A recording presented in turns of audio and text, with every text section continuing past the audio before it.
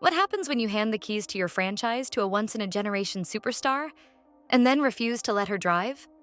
That's the million-dollar disaster unfolding in Indiana right now. Caitlin Clark didn't just walk into the WNBA, she detonated it. In just a few months, she's transformed ticket sales, blown up TV ratings, and turned a struggling league into a cultural obsession. But somehow, the very franchise she saved is treating her like a problem to be managed, not a gift to be embraced. And the fans? They've had enough. If you're a Fever executive, brace yourself, because this isn't a rebuild, it's a revolt. And this should scare the living shit out of the Indiana Fever. So Indiana Fever, and it's been my belief that they will frickin' fire everyone. And I do believe this. So if you're a Fever fan and you're hoping they'll keep Caitlin Clark, it's my belief that when push comes to shove, there's no way they can let her get away. They will fire everybody and start over. That's my belief. I cannot imagine the level of fumbling the bag that would have to be done. Caitlin Clark is doing exactly what she was drafted to do. She's the face of Nike's new campaign. She's got Powerade, Gatorade, Coke, and half the Fortune 500 lining up to throw bags her way. Her jersey sales are off the charts. Arena attendance? Shattered records. TV viewership? Best it's ever been. But the moment the lights come on for the actual game, you'd think she was a backup point guard from the D-League. Instead of running the show, she's often parked in the corner like a decoy while her teammates jack up bricks. The disconnect is jaw-dropping. Brands want her on billboards. Her coach treats her like a backup singer, and people are noticing. The monetary crushing that would put on this franchise, this is an example, and there's enough votes here. This is a good test to see how bad this would be. Swag put this out, and it's starting to make the rounds. I voted. Okay, Fever fans, answer this. If Caitlin leaves Fever, would you still support the Fever? We got 1,145 votes here. Nope, my bags are packed is far and away leading the way.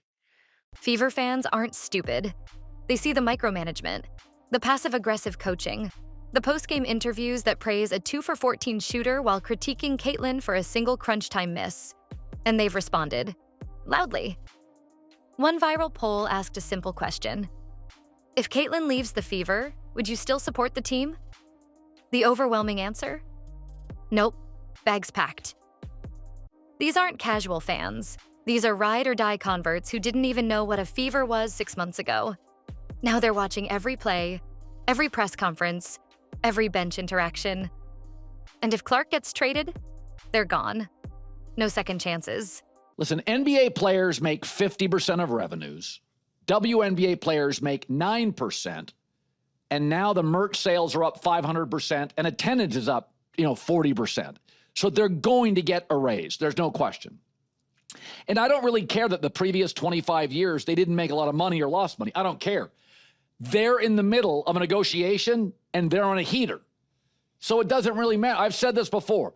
I made an investment for 5 years and it lost money, and I got about 6 months left in the investment, and in the last 6 months they started making cash, I'm not bailing on the investment.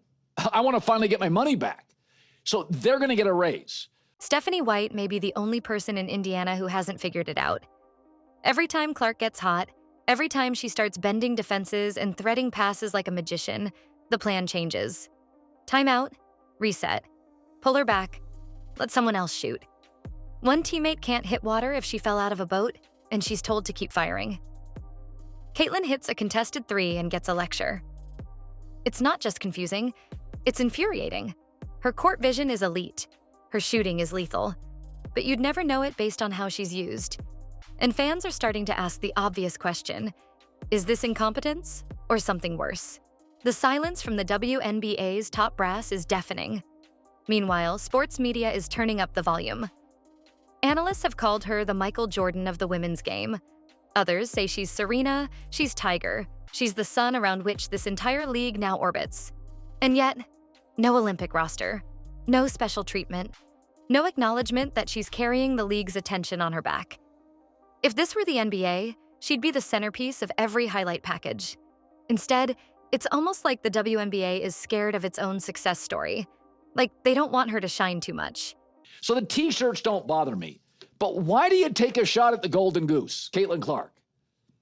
You guys were flying before she arrived on one of those airlines that made you pay for a cup of water. One of those airlines that is the planes are the color of a highlighter. Now you're flying private. Okay, if you're in a band and you're staying at the Motel 6 and you add a band member and now you're at the Ritz-Carlton, keep your issues to yourself. You want to know how bad the disconnect is? Look no further than that now infamous Powerade commercial. Caitlin Clark in the kitchen. Cooking, literally, on camera. Like a 1950s housewife with a jump shot. What were they thinking? Fans weren't laughing. They were livid. It wasn't just tone deaf. It felt like a slap in the face. A reminder that no matter how high she climbs, someone's always trying to shrink her. And if that ad was meant to empower her, then whoever approved it needs to be permanently banned from marketing meetings.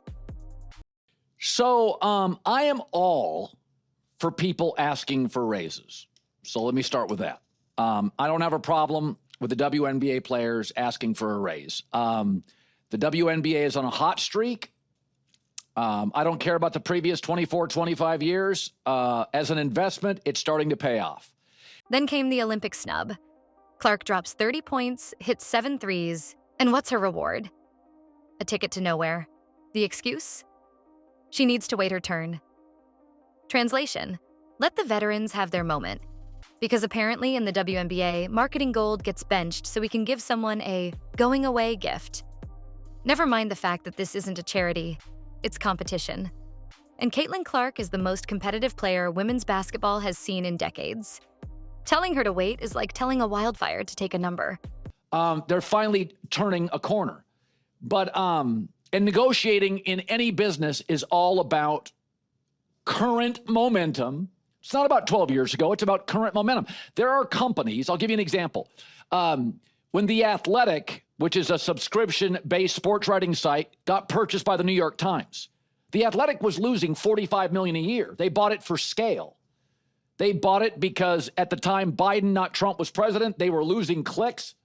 They weren't doing as well digitally, and The Athletic answered that bell. And now, the fans are making moves of their own. There are Caitlin Clark watch parties happening in cities she's never played in. Vegas zip code searches are trending. Group chats are forming around hypothetical trades. These fans aren't glued to Indiana. They're glued to Clark. Doesn't matter if she joins the New York Liberty or a team called the Seattle Sock Puppets. If she's there, they're watching. This isn't normal fan behavior. This is sports migration in real time. And it's a sign that the league's loyalty is shifting. Not to teams, but to one trend. Before Caitlin Clark arrived, Indiana was a basketball afterthought. And also ran. A punchline. Now they're front-page news. But the people running the show seem intent on fumbling the greatest gift the franchise has ever received. Instead of empowering her, they're minimizing her. Instead of riding the wave, they're building sandbags. It's baffling. Because if she walks, and make no mistake, she can walk, it's over. Packed houses turn to empty seats. National TV becomes ESPN3. And all the progress vanishes like it never happened. All right, you went from a Motel 6 in a sketchy part of town to a Four Seasons in the shopping district. Stop talking. I don't mind the T-shirts. I think you have leverage. I think you deserve more than 9%. But it's just misstep after misstep. Caitlin Clark isn't asking anymore. She's not waiting for approval. She's not knocking on the door. She's kicking it open. She is the product, the brand, the movement. And she's running out of patience. If Indiana won't let her cook, someone else will. And when that day comes, it won't just be a trade. It'll be a fan exodus. Because she's not just the light at the end of the tunnel. She is the light. And the fever? They'd better decide whether they want to shine with her or get left in the dark. If you'd follow Caitlin Clark to a new team, drop your dream destination in the comments. And if you're tired of watching her get sidelined, hit that like button and subscribe to The Caitlin Clark Show, because we're not missing a single moment of the Caitlin Clark revolution.